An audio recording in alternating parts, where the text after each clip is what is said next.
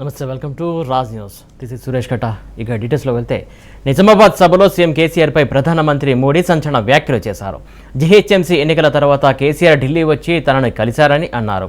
GHMC ఎన్నికల తర్వాత ఎన్డీఏలో చేరతామని కేసీఆర్ అడిగినట్లు మోడీ చెప్పారు. కేసీఆర్ ప్రతిపాదనకు తాను ఒప్పుకోలేదన్నారు మోడీ. బీఆర్ఎస్తో పొత్తు పెట్టుకోబోమని తేల్చి చెప్పినట్లు మోడీ పేర్కొన్నారు. తెలంగాణ తరపున గట్టిగా పోరాడాలని బీజేపీ నిర్ణయించుకున్నామని అన్నారు ఆయన. తెలంగాణలో కేటీఆర్ను ఆశీర్వదించాలని కేసీఆర్ కోరినట్లు, అందుకు తాను ఒప్పుకోలేదని పేర్కొన్నారు మోడీ. ఇది రాజరికమా కాదని, ప్రజాస్వామ్యమని, ప్రజలు ఆశీర్వదించిన వారే పాలకులు అవుతారని కేసీఆర్తో చెప్పినట్లు తాను వివరించారు. రైట్, నిజామాబాద్లో జరిగినటువంటి బహిరంగ సభలో ప్రధానమంత్రి నరేంద్ర మోడీ చేసినటువంటి వ్యాఖ్యలు చాలా మందిలో కదలిక వస్తున్నట్టు అనిపిస్తుంది. ముఖ్యంగా బీఆర్ఎస్కు సంబంధించినటువంటి సవాళ్ళ ప్రతి సవాళ్ళ అనే కోణంలో కూడా తీసుకున్నటువంటి పరిస్థితి అవుతుంది. ఏదైతే 4 గోడల మధ్యలో జరిగినటువంటి సంభాషణను చాలా కాలం తర్వాత ఆయన చెప్పడం, అంటే అందులో వాస్తవం ఎంత అవాస్తవం ఎంత అనేది మాత్రం అందరిలో ప్రశ్నలు లేవనెత్తుతున్నటువంటి పరిస్థితి అవుతుంది. దీనికి సంబంధించి స్పందించడానికి మనతో పాటు ప్రముఖ విశ్లేషకులు అందే సత్యం గారు ఉన్నారు. సత్యం గారు, నమస్తే అండి. నమస్తే అండి. సత్య గారు, ఈరోజు చేసినటువంటి మోడీ వ్యాఖ్యలు ఎలా చూస్తాం మనం? గత 10 ఏళ్లుగా ప్రధానమంత్రి ఒక వ్యక్తి మీద ఇంత కాన్సన్ట్రేట్గా ఎప్పుడు విమర్శ చేయలేదు.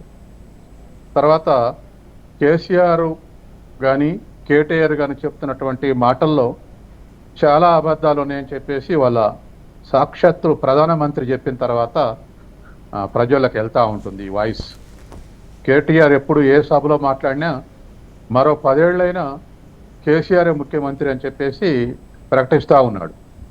కానీ అందుకు భిన్నంగా కేసీఆర్ ప్రధానమంత్రి దగ్గర పోయి కేటీఆర్ని నేను ముఖ్యమంత్రి చేయాలనుకుంటున్నా, మీ సహకారం కావాలని అడిగిండని సాక్షాత్తు ప్రధానమంత్రి చెప్పడంతో కేటీఆర్ ప్రజలు నమ్మించడానికి చెప్తుంది తప్ప కేసీఆర్ ముఖ్యమంత్రి అని మరో దశాబ్దం అని చెప్తుంది తప్ప అందులో వాస్తవం లేదనేటువంటిది వాళ్ళు ప్రధానమంత్రి చెప్పిన తర్వాత చాలా డ్యామేజింగ్గా ఇవాళ కేసీఆర్ అని కేటీఆర్ మీద కానీ ప్రజల్లో పెద్ద చర్చ వచ్చేటువంటి అవకాశం ఉంది. తర్వాత రెండవది, ఎన్డీఏలో చేరతానన్నాడు, మేమే చేర్చుకోలేదనేది మరొక కొత్త న్యూస్. అంటే నేను ఏ కూటమిలో చేరను, మాది ఒకే కూటమి, బీఆర్ఎస్ కూటమి, మాది కాంగ్రెసు బీజేపీతో సంబంధం లేని కూటమి అని పదే పదే కేసీఆర్ ప్రకటిస్తూ ఉన్నాడు. కానీ మోడీ ఇవాళ అందుకు భిన్నంగా చెప్పాడు. ఎన్డీఏలో చేరతానన్నాడు, కానీ ఆయన అవినీతిని చూసి మేము చేర్చుకోలేదు, అందుకే నా మీద కోపంతో ఉన్నాడు, అందుకే నా దగ్గరికి రావట్లేదు, నాకు ముఖం చూపెట్టట్లేదు, అవినీతి పరులను నా పక్కన కూర్చోబెట్టుకోనని. ఇది కూడా చాలా పెద్ద ఎత్తున డ్యామేజింగ్ ఉంది కేసీఆర్ మీద. కాబట్టి అట్లాగే మూడో అంశం, ఇవాళ పదే పదే బీజేపీని కానీ అరవింద్ని కానీ ఎంపీ అరవింద్ని కానీ పసుపు బోర్డు మీద కార్నర్ చేయగలిగారు గత 4 ఏళ్లుగా బీఆర్ఎస్. ఇప్పుడు దానికి కౌంటర్గా వాళ్ళకి ఆయుధం లేకుండా చేశాడు, పసుపు బోర్డు శాంక్షన్ చేసి. అవినీతికి సంబంధించి ప్రస్తావన వచ్చింది, మేము మాట్లాడుకున్నాం అని చెప్పారు. ఒక ప్రధానమంత్రి అయి ఉండి అంత పెద్ద స్థాయిలో ఉన్నటువంటి వ్యక్తి ఒక రాష్ట్ర ముఖ్యమంత్రి పైన అట్లా మాట్లాడడం, అవి రేపు పొద్దున ఆ వ్యాఖ్యలు ఎటుదారి తీసే అనుకోవాలి మనం. ఇప్పటికే కేసీఆర్ కుటుంబం మీద కాంగ్రెస్ కానీ బీజేపీ కానీ చేస్తున్నటువంటి అవినీతి ఆరోపణలకు క్రెడిబిలిటీ పెంచే విధంగా ఉంది ఇవాళ మోడీ స్టేట్మెంట్. బీఆర్ఎస్ మీద అవినీతి ఆరోపణలు చేయటం, అంతేకాదు మేము అధికారంకి వచ్చినాక ఒక్కొక్క అవినీతిని కక్కిస్తాం అంటున్నారు, మేము బయట పెడతాం అంటున్నాడు. కాబట్టి ప్రధానమంత్రికి ఖచ్చితంగా స్టేట్ నుంచి రిపోర్ట్స్ ఉన్నాయి, ఎక్కడెక్కడ దేంట్లో ఏమైనా కరప్షన్ ఉందా, ఉంటే ఎక్కడ జరిగింది అనేటువంటి రిపోర్ట్స్ ఉన్నాయి. కాబట్టి ఆ ఆరోపణలు చేయబడుతున్నారు ప్రధానమంత్రి. ఏదేమైనా ఇవాళ ఖచ్చితంగా మోడీ పర్యటన మొన్నటి రోజు కన్నా ఇవాళ చాలా అగ్రెసివ్గా స్పీచ్ ఉంది, చాలా డ్యామేజింగ్గా అధికార పార్టీకి బాగా నష్టం చేసేదిగా ఉంది. దీన్ని సాక్షాత్తు బీజేపీ అధ్యక్షులో లేక ఒక ఎంపీఓ ఒక రాష్ట్ర స్థాయి నాయకుడు చేస్తే దానికి పెద్ద క్రెడిబిలిటీ వచ్చేది కాదు. ప్రధానమంత్రి ఈ ఆరోపణలు చేయడంతో చాలా పెద్ద ఎత్తున నెగిటివ్ చర్చ జరిగేటువంటి అవకాశం ఉంది. అబ్సల్యూట్ డ్యామేజింగ్ ఉంది. కాబట్టి ఖచ్చితంగా దీనికి ఆన్సర్స్ బీఆర్ఎస్ ఏం చెప్పి సమర్థించుకుంటుంది అనేది మనం చూడాలి. అంటే ప్రజలు నమ్మే విధంగా ఆ జవాబులు చెప్పగలుగుతారా, లేకపోతే మరే విధంగా చెప్పగలుగుతారనేది మనం చూడాల్సినటువంటి అవసరం ఉంది. తర్వాత రెండవది, బీజేపీ తోటి ఎన్డీఏ తోటి సంబంధాలు ఏర్పరచుకుంటూనే అట్లాగే ఇంకొక మాట కూడా అన్నాడు, హైదరాబాద్లో మాకు సపోర్ట్ చేయండి, మీకు డిప్యూటీ మేయర్ ఇస్తాం, మీకు మీ కేంద్రంలో మేము సపోర్ట్ చేస్తామంటే మేము ఒప్పుకోలేదని కూడా చెప్పాడు. జిహెచ్ఎంసీ ఎన్నికల్లో నిజంగానే అప్పుడు బీఆర్ఎస్ డిఫెన్స్లు ఉంది. ఎందుకు డిఫెన్స్లు ఉందంటే దుబ్బాకలో ఓడిపోయారు, తర్వాత ఉస్మానాబాద్లో ఓడిపోయారు, తర్వాత ఉస్మానాబాద్ కాదు ఈటల రాజేందర్ దగ్గర ఓడిపోయారు, తర్వాత జిహెచ్ఎంసీ కూడా పెద్ద ఎత్తున. కానీ జిహెచ్ఎంసీ ఎన్నికల టైంలోనే అనుకుంటా సత్యం గారు ఏదైతే ఈ లీక్స్ అన్నీ వచ్చాయి, ఏదైతే ఖచ్చితంగా కేటీఆర్ గారికి కేసీఆర్ గారు పగ్గాలు అప్పగించబోతున్నారనే ఒక లీక్స్ అయితే చాలా వచ్చాయి. మోడీ లీక్స్ అనుకోవాలా, ఇప్పుడు లీక్ చేసిన దానికి కంపేర్ చేసుకుంటే అప్పుడు జరిగిన పరిణామాలు చూస్తూ ఉంటే వాస్తవం అనిపిస్తుంది ఇక్కడ. ఖచ్చితంగా.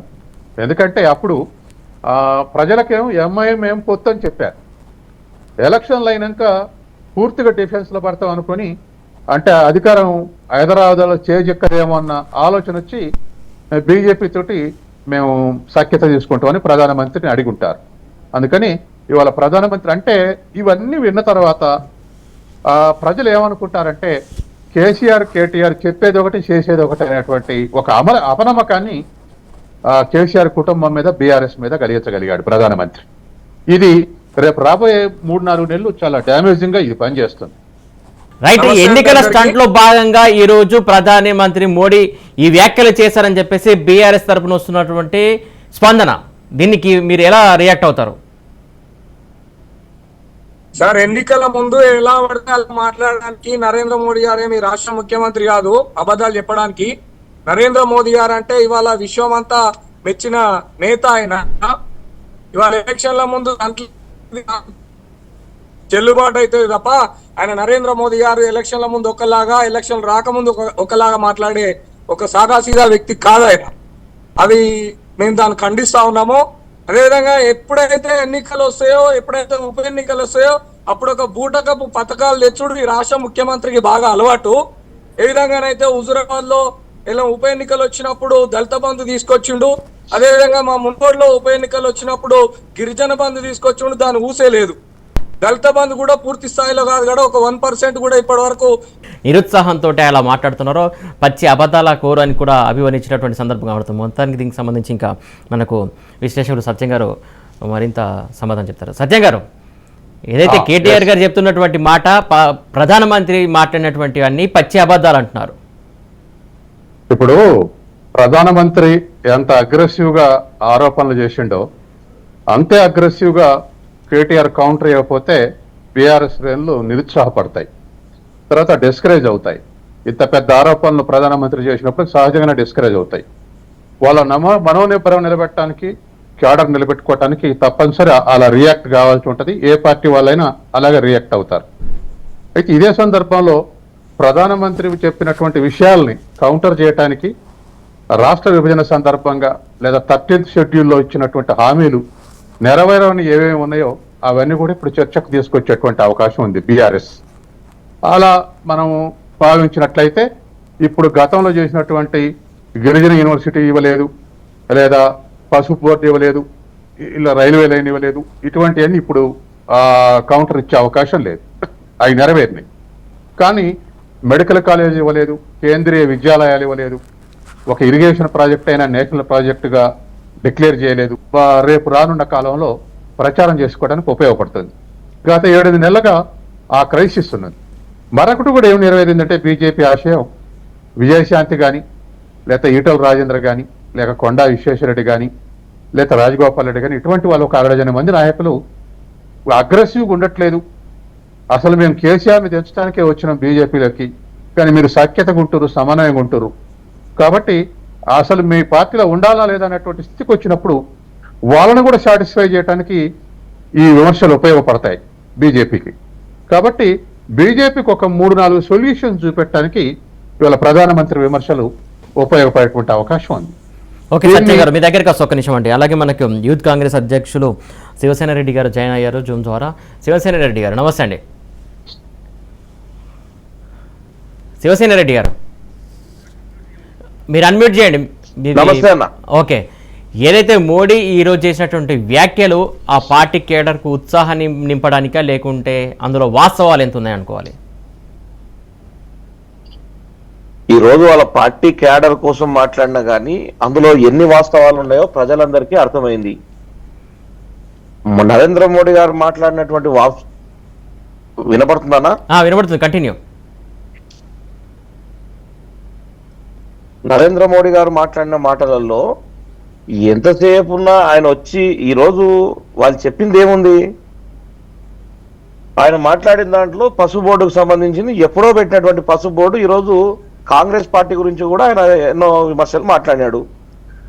కాంగ్రెస్ పార్టీ అధికారంలోకి అంటే స్వతంత్రం వచ్చిన రోజు నుంచి 33 కోట్ల జనాభా ఉన్నటువంటి దేశంలో ఈరోజు దాదాపు ఈ 60 సంవత్సరాల్లో కాంగ్రెస్ పార్టీ ఖచ్చితంగా మేము ఏదైతే ఒకప్పుడు కాంగ్రెస్ పార్టీ అధికారంలో ఉన్నప్పుడు ఫీజు రియంబర్స్మెంట్ కానివ్వండి, ప్రజలందరికీ కూడా ఆరోగ్యశ్రీ కానివ్వండి, రాజీవ్ ఆరోగ్యశ్రీ కానివ్వండి. శివసేన రెడ్డి గారు ఇక్కడ పథకాల గురించి మాట్లాడుతుంది. ప్రస్తావన పథకాల గురించి మనం సపరేట్ గా మాట్లాడుకుందాం. ఈ రోజు జరిగినటువంటి విషయం గురించి మాట్లాడుకుందాం. ఒకటి ఇక్కడ ప్రధానంగా ఏదైతే మీరు పదే ఆరోపిస్తున్నటువంటి విషయం కూడా ఇక్కడ ఒకటి క్లారిటీ ఇచ్చారనుకోవాలి. ఏదైతే ఒక నిమిషం అండి, బీఆర్ఎస్ కి సంబంధించి బీఆర్ఎస్ బీజేపీకి ఖచ్చితంగా వాళ్ళు లోపాయికార ఒప్పందం ఉందని చెప్పేసి అంటూ వస్తున్నారు. దానికి కూడా ఒక క్లారిటీ ఇచ్చారనుకోవాలా మీరు?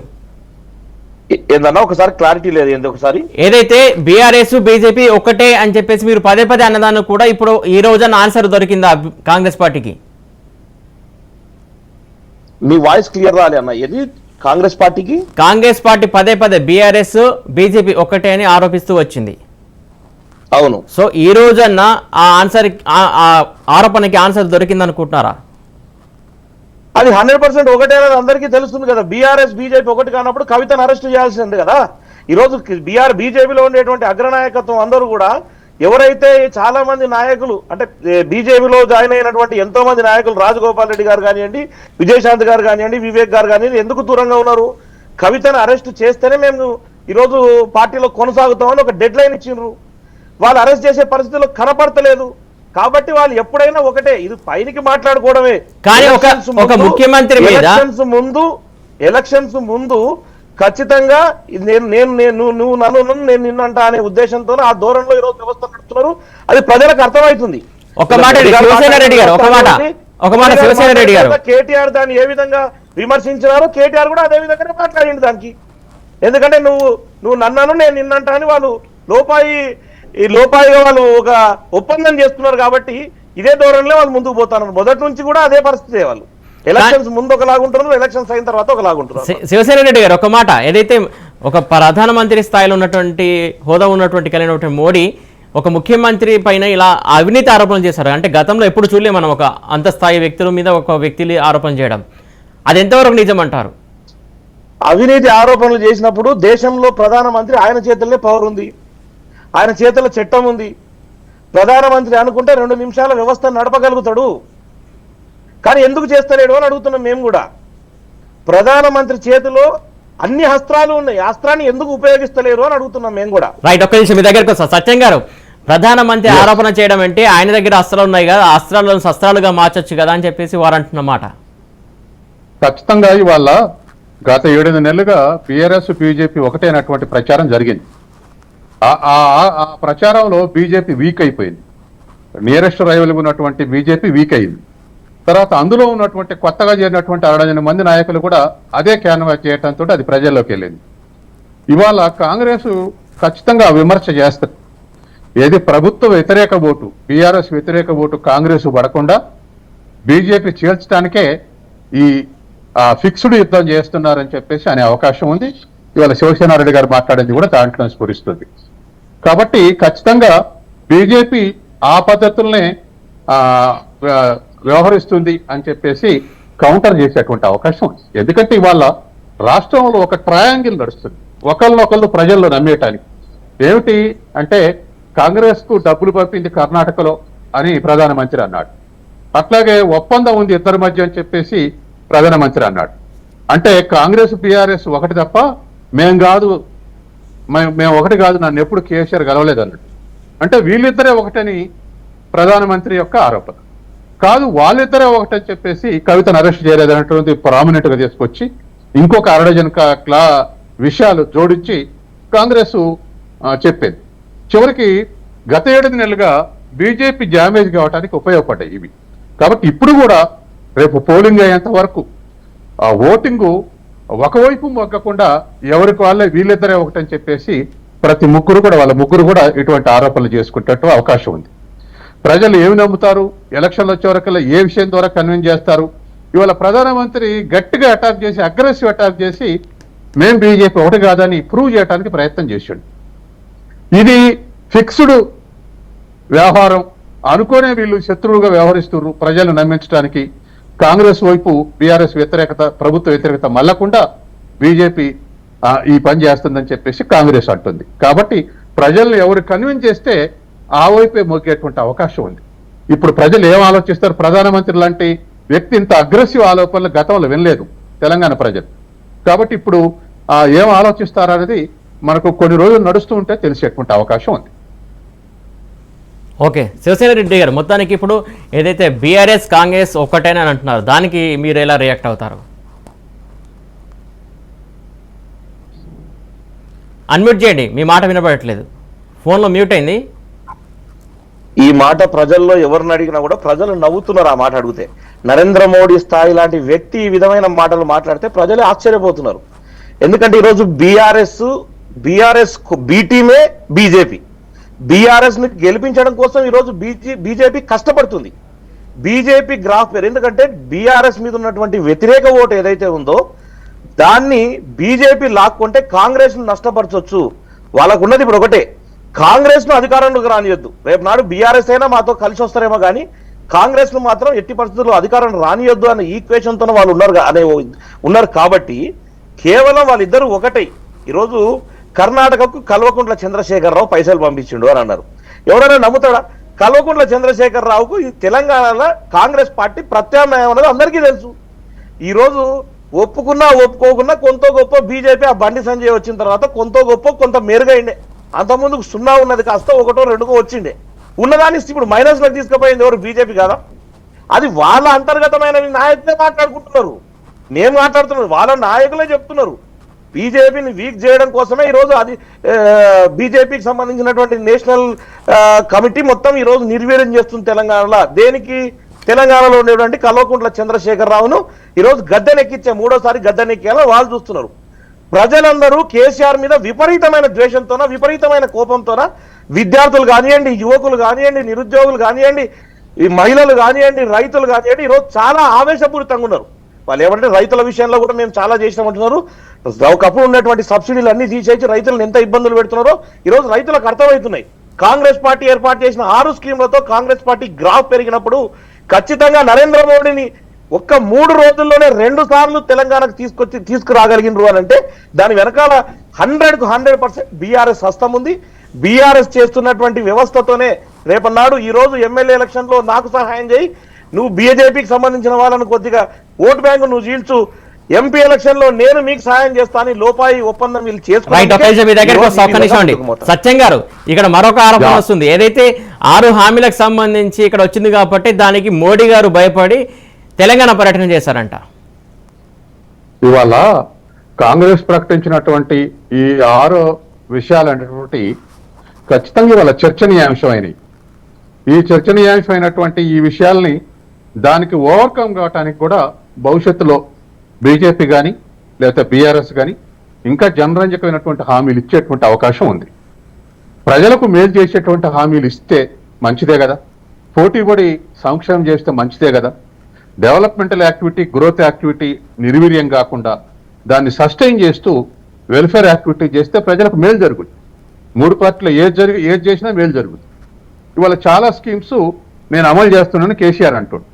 అంతకుమించి మేము అమలు చేస్తామని చెప్పేసి ఈ 6 అంశాలని కాంగ్రెస్ ప్రకటించింది. బీజేపీ అంతకన్నా కూడా ఇంకా కొత్త అంశాలు రేపు ప్రణాళికలు ప్రకటించేటువంటి అవకాశం ఉంది. బీఆర్ఎస్ వరంగల్ సభలో ప్రకటించాలని వాళ్ళు తయారు చేస్తా ఉన్నారు. అట్లే బీజేపీ కూడా ప్రకటిస్తుంది. కాబట్టి ఇవాళ ఎట్లాగూ ఓపెన్ మార్కెట్ సిస్టంలో సామాన్య ప్రజలు నష్టపోతున్నారు, మధ్యతరగతి ప్రజలు గెయిన్ కావట్లేదు, చాలా కష్టాల్లో ఉన్నారు. కనీసం ఈ వెల్ఫేర్ యాక్టివిటీస్ ద్వారా కొంత ప్రజలకు రిలీఫ్ దొరికేటువంటి అవకాశం ఉంది. కానీ ఇంకొకటి మెయిన్ ఆరోపణ, ఇప్పుడు కేటీఆర్ గారు సంబంధిస్తూ ఒక మాట అంటారు. ఏదంటే మీ ఎన్డీఏ కుటుంబంలో ఉన్నటువంటి వాళ్ళు, వాళ్ళకి సంబంధించినటువంటి వాళ్ళు వారసత్వం కాదా, వాళ్ళు రాజులు కాదా, వాళ్ళు సీమంతులు కాదా, రాణులు కాదా అని చెప్పేసి ఒక మాట కూడా అన్నారు. అంటే వాళ్ళు బయటకు వెళ్ళినాక ఒక రకంగా లోపల ఉంటే ఇంకో రకంగా మాట్లాడతారు. ఇప్పుడు కేటీఆర్ అన్ని ఖండించక తప్పదు. ఎందుకంటే ప్రభుత్వం మోడీ ఉరిన ఉరువుకు దరిదాపు తెలంగాణ అంతా షేక్ అయింది ఇవాళన్న మాట, ఇవాళ చేసిన ఆరోపణలకు. దాని నుంచి బయటపడాలంటే ఖచ్చితంగా కేటీఆర్ ఆ మేరకు రియాక్ట్ కాకపోతే ప్రజల మీద ఆ ప్రభావం పడేటువంటి అవకాశం ఉంది. కాబట్టి రేపు ఉదయం దాకా సమాలోచనలు జరిపి ఎంత అబ్సల్యూట్గా ప్రధానమంత్రి ప్రకటనలు ప్రజల మీద ప్రభావం పడకుండా వల్ల ఆ మేరకు అగ్రెసివ్గా బీఆర్ఎస్ స్టేట్మెంట్స్ ఇచ్చేటువంటి అవకాశం ఉంది. ఈ చర్చలో ప్రజల్ని ఎవరు నమ్ముతారు, ఎట్లా నమ్ముతారు అనేటువంటిది మనం ఏది చూద్దాం. ఏదేమైనా సాక్షాత్తు ప్రధానమంత్రి ఆరోపణలు చేయడంతో ప్రజల మీద ఎక్కువ పడే ప్రభావం ఉంది. అది మాత్రం వాస్తవం.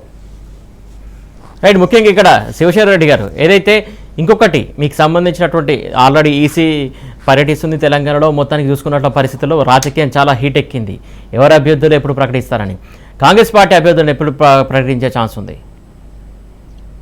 కాంగ్రెస్ పార్టీ అభ్యర్థుల లిస్ట్ లో ఆల్మోస్ట్ స్క్రీనింగ్ కమిటీ అయిపోయింది. సిఈసి పోయే ప్రక్రియ ముందుకు మొదలవుతుంది. మేబీ ఇప్పుడు 2వ వారంలో ఖచ్చితంగా కాంగ్రెస్ పార్టీ అభ్యర్థుల ప్రకటన మొత్తం రిలీజ్ చేయడానికి కాంగ్రెస్ పార్టీ సిద్ధంగా ఉంది. దాంతో పాటు మాకు సంబంధించిన మేనిఫెస్టో కానీ, మేము ఏ రోజు యువకులకు ఏం చేస్తాం, రైతులకు ఏం చేస్తాం, మహిళలకు ఏం చేస్తాం, బీసీలకు ఏం చేస్తాం, ఎస్సీ ఎస్టీలకు ఏం చేస్తాం, మాకు సంబంధించినటువంటి మేనిఫెస్టో ఆల్మోస్ట్ ప్రజలకు వెళ్ళిపోయింది. 6 అస్త్రాలు ఏదైతే పెట్టుకున్నామో ఆ 6 అస్త్రాలు కూడా ప్రజలకు వెళ్ళిపోయినాయి ఇప్పుడు. కాబట్టి ఖచ్చితంగా కాంగ్రెస్ పార్టీని ఈరోజు ఢీ కొట్టాలి అని అంటే ఖచ్చితంగా బీజేపీని వాడుకోవాలనే ధోరణిలోనే ఈరోజు డైరెక్ట్ స్వయంగా ప్రధానమంత్రినే దించే పరిస్థితి ఈరోజు కల్వకుంట్ల చంద్రశేఖరరావు కుటుంబం ఈరోజు నిర్ణయం తీసుకున్నది. కాబట్టి దానికే ఇవన్నీ కళ్ళ ముందర జరుగుతున్నాయని మేము భావిస్తా ఉన్నాం. ప్రజలు కూడా అదే ఆలోచనలో ఉన్నారని మేము. కానీ స్వయంగా వారి మీదనే అవినీతి ఆరోపణలు చేశారు కదా మరి ఈ రోజు. వారి మీద అదికే కదా ఇప్పుడు వారి మీద అవినీతి ఆరోపణలు చేసిండ్రు. కానీ అవినీతి ఆరోపణలు చేసిండ్రే తప్ప దానికి సంబంధించినటువంటి ఎందుకు నిర్ణయం తీసుకోవట్లేదు, ఎందుకు వారి మీద సిబిఐ కేసులు వేయించట్లేదు, ఎందుకు సిబిఐని పంపించలేకపోతున్నారు, ఎందుకు వారి మీద ఈరోజు ఆరోపణ చేసిన వ్యక్తి యాక్షన్ ఎందుకు తీసుకోలేకపోతున్నాడు, ఆరోపణ కాడికి ఎందుకు ఆగిపోతుంది? గతంలో కూడా ఆరోపణలు చేసి ఆగిపోయినరు. కల్వకుంట్ల చంద్రశేఖరరావు మీద బండి సంజయ్ 100 సార్లు రేపంటే రేపే జైలుకు పంపిస్తా అని చెప్పి ఆయన పదవి ఊడిపోయింది లాస్ట్ కి. అంటే చంద్రశేఖరరావు ముఖ్యమంత్రి గారిని మాట్లాడుతున్న ప్రతి ఒక్కరిని బీజేపీలో పదవులు పోతున్నాయి. ఎవరిని ముఖ్యమంత్రి గారు మాట్లాడరు, ముఖ్యమంత్రి గారిని మెచ్చుకునేటువంటి నాయకులకు ఈరోజు పదవులు వస్తున్నాయి బీజేపీలో. అంటే కానీ శివశేఖర్ రెడ్డి గారు ఇంకొక మాట కూడా అన్నారు, అది వాస్తవం కాదా? నడిపిస్తున్నది బీఆర్ఎస్ కాదా ఒకసారి ఆలోచన చేస్తున్నారు ప్రజలందరూ. ఈ సమయంలో కాంగ్రెస్ కు 1 సైడ్ గా టీఆర్ఎస్ యాంటీ ఓట్లు చీటిపోతున్నాయనే భయంతోనే ఈరోజు డైరెక్ట్ రంగంలో ప్రధానమంత్రిని దింపినరు. మాకు వచ్చే ఓట్లని రేపు రాబోయే రోజుల్లో ఈరోజు కాంగ్రెస్ పార్టీకి 60-70 సీట్లు వస్తే రేపు మన ఇద్దరం ఏకమై ఇక్కడ తెలంగాణలో గవర్నమెంట్ తీసుకురావాలి, అవసరమైతే మీకు కావాల్సినటువంటి ఎంపీ సీట్లు నేను ఇస్తానే లోపాయి ఒప్పందం ఉన్నది ప్రజలందరికీ కళ్ళ ముందు కనబడుతుంది. సత్యం గారు ఇదంతా వాస్తవం అనుకోవాలంటే గతంలో కూడా కాంగ్రెస్ సభ్యులు గెలిచినాక టీఆర్ఎస్ పంచన చేరారు, అంటే రానున్న రోజులు కూడా అదే జరగబోతుంది. అది ఇప్పుడు కాంగ్రెస్ సభ్యులు బీఆర్ఎస్ లో చేరింది రాజకీయ పొత్తు కాదు, అమ్ముడుపోయినటువంటి వ్యవహారం. రేపు కూడా చాలా మంది అంటున్నారు 40 సీట్లు వచ్చినా కేసీఆర్ ముఖ్యమంత్రి అవుతాడని. ఎందుకు ముఖ్యమంత్రి అవుతాడు అంటే ఎంఐఎం ఒక 6-7 సపోర్ట్ చేస్తారు, బీజేపీ వాళ్ళకి 6-7 సపోర్ట్ చేస్తారు. తర్వాత కాంగ్రెస్ లో ఉన్నటువంటి ఒక అగ్రనాయకుడు 7-8 మంది తీసుకొని వస్తా నాకు మంత్రి పదవి అని ఒప్పందం చేసుకొని ఉన్నాడు. కాబట్టి 40+20-25 సమకూర్చుకుంటే కేసీఆర్ ముఖ్యమంత్రి అవుతాడని చర్చ నడుస్తా ఉంది. కాబట్టి ఇవాళ ఉన్నటువంటి పరిస్థితుల్లో కాంగ్రెస్ ప్రభుత్వం ఏర్పాటు చేయకపోతే కాంగ్రెస్ 1 సీటు తగ్గిన తెల్లారేసరికి కాంగ్రెస్ వాళ్ళు 15 మంది బీఆర్ఎస్ ఉండే అవకాశం ఉంది. కాబట్టి మంత్రివర్గం ఫామ్ చేస్తే నిలబడతారు తప్ప కాంగ్రెస్ సీట్లు 2-3 తక్కువ వచ్చి నిలబడటం అనేది అసంభవమైనటువంటి విషయం. కాబట్టి ఖచ్చితంగా కాంగ్రెస్ లో అటువంటి డిఫరెన్సెస్ ఒపీనియన్స్ ఉన్నాయి, అటువంటి ఆపర్చునిస్టిక్ ట్రెండ్స్ తోటే ఇవాళ కాంగ్రెస్ డ్యామేజ్ అయి ఉన్నది. అది ఇప్పుడు గత ఏడాదిగా రికవరీ అయింది. కాబట్టి అది రికవరీ అయ్యి 70-80 సీట్లు వస్తే అధికారాలు ఉంటే ఉండగలుగుతుంది తప్ప 60 సీట్లకు 4 సీట్లు తక్కువ వచ్చినా మరి 3 నాడు 15 సీట్లు తక్కువ అయింది. ఇది కాంగ్రెస్ పార్టీ నిర్మాణంలో ఉన్నటువంటి లోపం. రైట్ అండి, థ్యాంక్ యూ అండి. డిబేట్లో పాల్పంచుకున్నందుకు థ్యాంక్ యూ సో మచ్ సత్యం గారు, అలాగే శివసేన రెడ్డి గారు థ్యాంక్ యూ సో మచ్ అండి. మొత్తం చూస్తున్నాం కదా, ఏదైతే మోడీ చేసినటువంటి లీక్స్ అనుకోవాలా, వ్యాఖ్యలు అనుకోవాలా, ఆరోపణలు అనుకోవాలా, అందరిలో కొంతమేర ప్రశ్నార్థకంగా మారినటువంటి పరిస్థితి కనబడుతుంది. ముఖ్యంగా చేసినటువంటి ఆరోపణలు ఒక పెద్ద హోదాలో ఉన్నటువంటి వ్యక్తి మరొక సీఎం పీఠంలో ఉన్నటువంటి వ్యక్తిపైన చేశారు కాబట్టి చాలా అలజడి సృష్టిస్తున్నటువంటి అంశం. ముఖ్యంగా దీనికి సంబంధించి బీఆర్ఎస్ నాయకులు కూడా ఆల్రెడీ ఆరోపణల్ని తిప్పుకొట్టే ప్రయత్నం కూడా చేస్తున్నారు. ఆయన మాట్లాడేది అన్ని పచ్చాబద్దాలని చెప్తున్నారు. మొత్తానికి ఏదేమైనా కూడా ఈ వ్యాఖ్యలు ఎటువైపు దారితీస్తుందో, ఏ రాజకీయ కోణంలో వెళ్తుందో అనేది కూడా మనం వేచి చూడాల్సినటువంటి సందర్భం. ఇది వాటి debate. Keep watching Raj news.